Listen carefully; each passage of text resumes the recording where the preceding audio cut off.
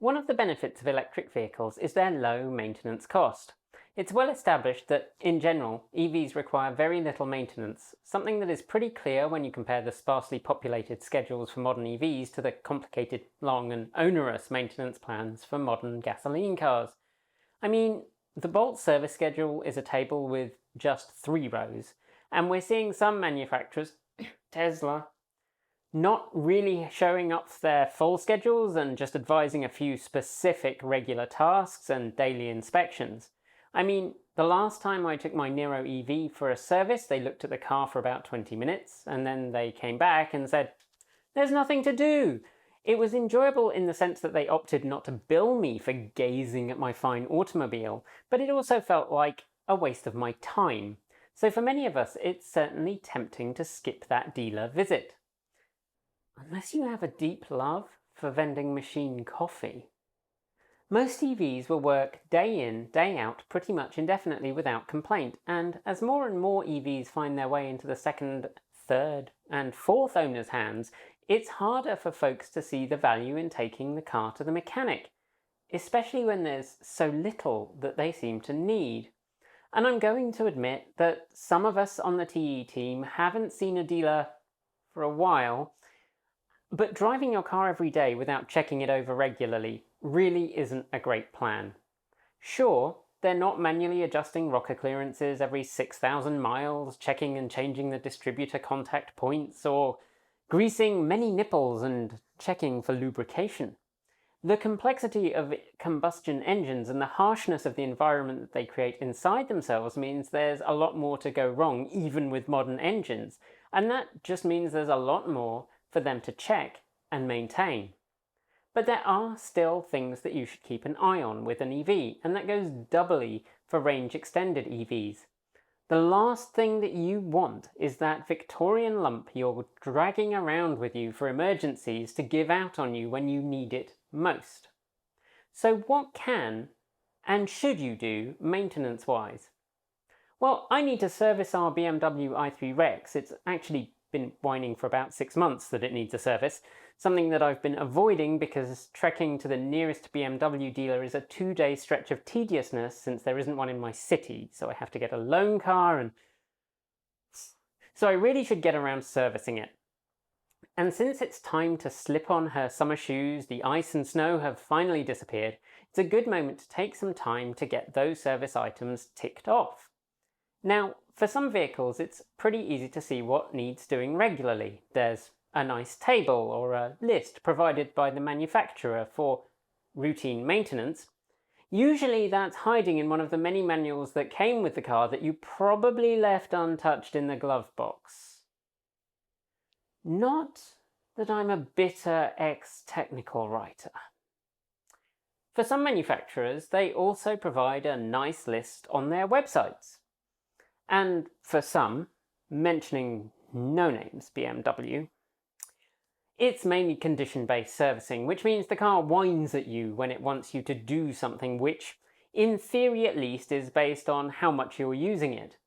But I hear that BMW technicians will usually, for example, change the brake fluid out every few years, regardless of whether the car is whining about it.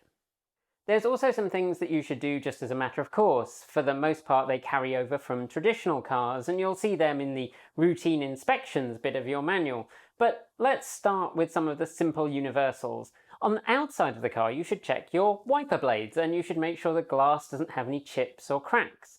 It's worth getting chips and cracks fixed early, by the way, because you can suddenly find yourself without a windshield and potentially with a lap full of glass if you don't. And you should change the wiper blades regularly if you actually want to see through your windshield when it's raining. Obviously, check your lights are working. Modern LED lights fail much less frequently than older incandescent bulbs, but they and their connectors do sometimes still fail. And some EVs have incandescent bulbs. That saves the manufacturer a couple of pennies during manufacturing, which is irritating, but a thing that happens. It's also a good idea to check for paint chips and scratches, whether you're planning to keep the car for a long time or planning to flog it off to get the next shiny object that's coming down the street. Unless your car is made of carbon fibre reinforced plastic, those chips are going to cause ugly corrosion eventually, and a few quid spent on a touch-up pen now will save you loads in the long run. Okay, so that's the really simple outside checks, but we'll need to look at tyres in a bit. I'm going to hold that one though. Usually in the cabin, but sometimes hiding under the hood, is your in-cabin air filter. These are usually pretty easy to replace, and it's a job that wants doing at least every couple of years. Where we live now, thanks to anthropogenic climate change, we get regular, uncontrolled wildfires, and the air quality goes to... So, changing that filter to make sure you get clean air in the car is kind of important. Instructions for that are sometimes in your car's owner's manual. For the i3, they were available on the internet. While you're crawling around the interior, if you have an appropriate dongle or app, you can also take the time to check the state of your traction battery. There's really not a lot that you can do maintenance-wise, other than making sure that you don't charge to full and leave it sitting every day, but it will give you a heads up of any problems coming down the pike. Okay, so that's out of the way. Most everything else requires you to be either outside the car or under the hood. Pretty much wherever you are in the world, you should check the car to see if it's being consumed by rodents. Mice and rats love modern insulation, and EVs are often plugged in overnight, which means that they stay warm and cozy, a very hospitable environment for our furry foes, so it's advisable to use some method of deterrent or treatment. And whenever you're doing other checks, check the car for signs of nests. Since you're about to be checking other things under the hood, this is a great moment to do that. While you're checking the condition of the hoses and cables, you can look for little droppings, and if you're really unlucky, dead animals, bits of nest. We, so far, have had good results with our rodent repellent, but it does require regular changes. Okay, so you've done checking the car for uninvited guests, and if your car has a 12-volt auxiliary battery, you should check its age and condition. To an extent, it's worth just replacing these every few years, as they can be the origin of weird, hard-to-track-down problems on EVs, and actually, our i3's 12-volt just died. I'm really lucky. One day the car started complaining about increased battery drain. Thankfully, I managed to get a trickle charger on there. Be careful if you have an early i3, they really don't like you charging the auxiliary battery while it's on the car, by the way. Yeah. And then I changed the battery before the car left us stranded, which can happen. When I took it out, despite the battery tender, it reported a roughly 2% state of charge. It's not great. You should also take the time to check on the fluids. Obviously the main consumable is washer fluid. Take a minute to top that up. Then, depending on how your car's set up, there's brake fluid, various coolants, and this is more likely for hybrids, steering pumps and other hydraulic fluids. For each of these you want to check on levels and top them up if necessary. Though, if you are regularly topping up a fluid other than washer fluid, you really need to work out why. The other thing you may want to do, depending on how old your car is flush the brake fluid. Brake fluid is hygroscopic, which means that it absorbs water. There's a few problems that come with that. One is that when it's just sitting in the system, the water can start to corrode internal components. Modern brake fluids contain anti-corrosion agents that help protect the system, but each year the fluid will suck in a little bit more moisture from the air, so the risk of corrosion increases, particularly if, like us, you live in a humid area. The other thing that can happen if you get enough water in there is that because the boiling point of water is low, when you're trying to stop in an emergency, possibly the only time you really use your brakes in an EV, the water can boil, creating little bubbles which are much more compressible than the brake fluid, and that takes away some of your braking force. So it's worth flushing it through every few years, and since our i3 is now 6 years old and it's asking us to do it, that's one of the jobs that I'm doing. Flushing brake fluid is a job I rate as somewhere between no fun and a negative amount of fun, but it wants it done, and this will theoretically save me a long drive to the dealer, a lot of money, and it protects the car. Oh, and on some cars like the i3, you'll also need some kind of programmer to tell the car that you've done the job, otherwise it will keep whining about it.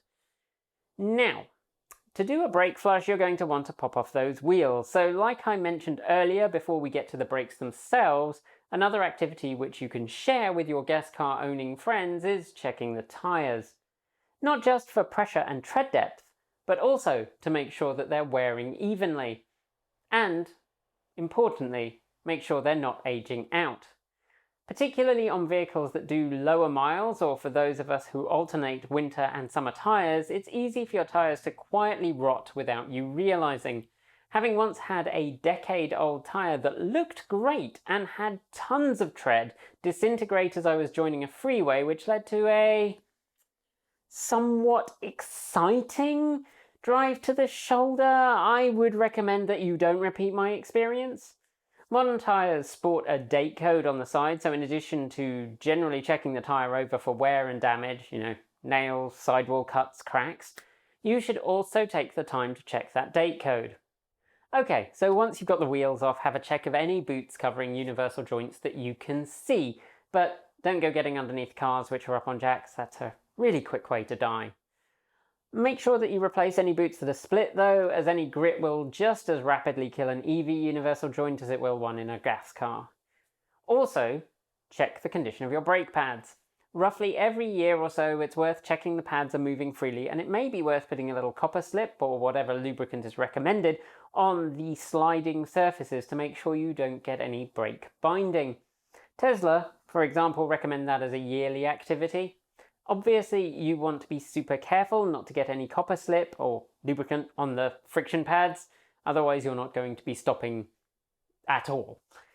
Okay, so let's head on to the range extender related bits. This is a bit more specific to which vehicle you own, and I'm going to talk about the i3, for which the main service is just an oil and filter change. And we waited for the car to tell us it wanted a service because essentially we don't use the Rex anymore. There are rare occasions when my other half will rack up enough miles during the day that she needs it, but for the most part it's a large, dirty ornament that we have in the back of the car. Ideally, you should warm the oil up. If not, then you just need to be very patient while you drain it. The main effect of warming it up is to get it to flow out quicker. In the US, that would require you to code your car so you can run the Rex, or to run the battery right down. I just opted for being patient since we didn't bother to recode our car after BMW reset everything. Oh, and apparently BMW have been very secret squirrel about how much oil goes in. According to everything I can find online, it's 2.6 litres, but I'm not guaranteeing that that's correct, it's just the value I'm using. Changing the filter is pretty much the same as it's been on any gas car since the 1970s. A little oil around the seal, prime the filter and twist it hand tight with clean gloves. Being a modern Beamer, obviously one change is needing an app to tell the car when it's been serviced. That should at least quiet all those warnings, so peace at last.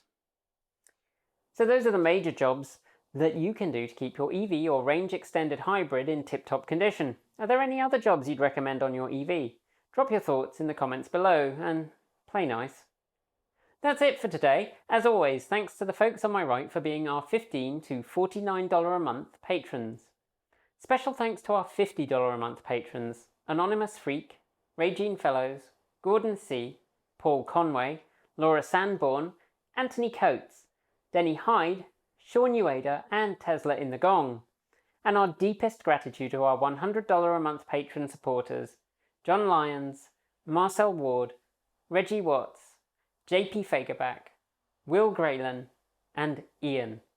If you'd like to join the ranks of wonderful supporters, you'll find links below to Patreon, Bitcoin, and Ko-fi. Chat with the team and the TE fans over at Discord, and if you'd like to buy some TE swag, just head over to our Redbubble store.